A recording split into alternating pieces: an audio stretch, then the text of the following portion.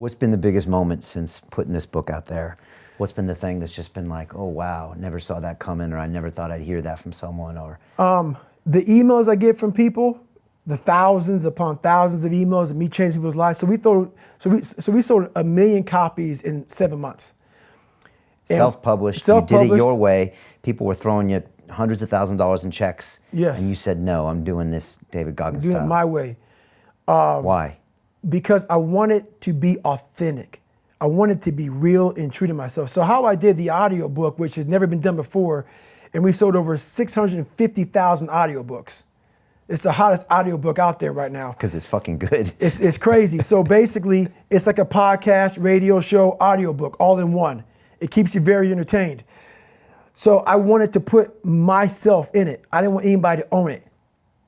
I didn't want anybody to own it. This is my life. No one did this but me. So I wanted to make sure that every fucking cuss word, every word in there was real and raw and true to how my life is. And the biggest awe moment for me was this kid that came from absolutely nothing. I sat behind Michelle Obama in her huge book. So my book came out with Michelle Obama's. And she sold like fucking, I think week one, like 3 million copies. You know, you can't beat that. I sat behind her on Amazon list #2 for 12 weeks. And I'm just David Goggins from nothing, came from nothing. And it's just a story about real life, real connection with people. It's not some life about, look, man, I was blessed, I had some silver spoon. It's about, not like, you know how in a movie, it has this great ending. And I talk about this start line, the truth. Even though I made it, I went back to that fucking start line after I made it 100 more times. That's real life. Real life is you get to the start line, you think you see the finish line, and something happens, man. Life happens, and you go right back to the fucking start line again. You say, fuck.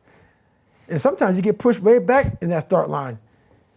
So that's what the book's about, man. It's real fucking life. It's my life in the rawest form. But through that book, you see a whole bunch of takeaways, man. Takeaways. And I call it the indestructible toolbox. It's all through there. So Taking Souls, Yep. Cookie Jar. Cookie Jar, Taking Souls, you know, the accountability mirror, uncommon amongst uncommon. We talk about the most powerful weapons, your mind, about how to literally, everybody says they have no fucking time. You have no time because you haven't really saw how your day is. We put so much fluff time in there about on your phone. How much time are you on your phone? And I take all the excuse away. That book takes every fucking excuse away from you, man, to where you're like, fuck. Well, I guess I gotta get after it now. Yeah.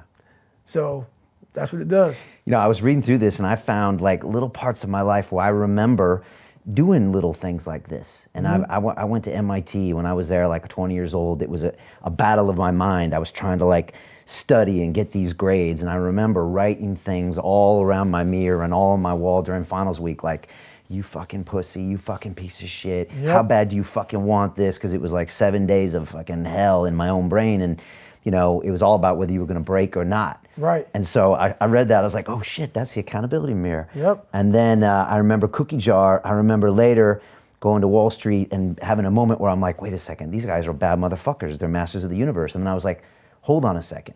You went to MIT, That's you competed right. with the fucking best. That's right. You're a bad motherfucker. You got straight A's when you were a sophomore. Fuck these guys. That's right. And that's your fucking And cookie that's jar. the cookie jar. That's your cookie jar. We forget when we get around these people or we get in hard times, whatever it may be, we forget how badass we are. Take a time, go back through your life. I guarantee you there's something in there, like MIT. You can't forget that shit, man. That needs to be like almost #1 in the Rolodex. Whenever you get around some bad motherfuckers go like this, whoop, I'm good. Yeah. I'm okay. Dial that in there. How many of you motherfuckers could have went there and endured that mental hell? Literally. It's just, first of all, getting into MIT, but grinding through it, no, that's a big cookie, man. I went back to that jar a lot of times without even knowing I was doing it. Yeah, that's a big I must have cookie. used that for 10 or 15 years, you know, just always go back. Oh yeah, remember, okay, I'm back on point, let's go. And remember some of those days you spent studying. Oh yeah. The hours, All night. the months, Oh yeah. the months. I can't even imagine the months. Caffeine pills. Oh, yeah. All night, slapping myself. Whatever it takes. And it was no one watching. No one. It was all me. Yep. And it was, and then I knew if I slacked, and I was the one I had to fucking answer to. That's right. And it didn't matter, and nothing else mattered. They don't keep you in MIT if you're okay, if you're trying. They don't keep you in MIT if you're trying. No. You gotta be excelling, man. Period. The whole time. Yeah, this stuff is real, man. And one other example I found when I came over here and I was in banking, and I've called this the immigrant man sometimes, where I got here and I was like, can I do this? And then I was like, wait a second, I can do this better than these motherfuckers. And I spoke with a bunch of immigrants that come to London, and they're intimidated, and they're like, wait a second, I can do this better than these guys. That's right. You know, and it's just that flip of the mind. And that's uncommon. Yeah. Amongst uncommon. Yeah. You gotta think that way, man, because if you think the other way, you could bury yourself.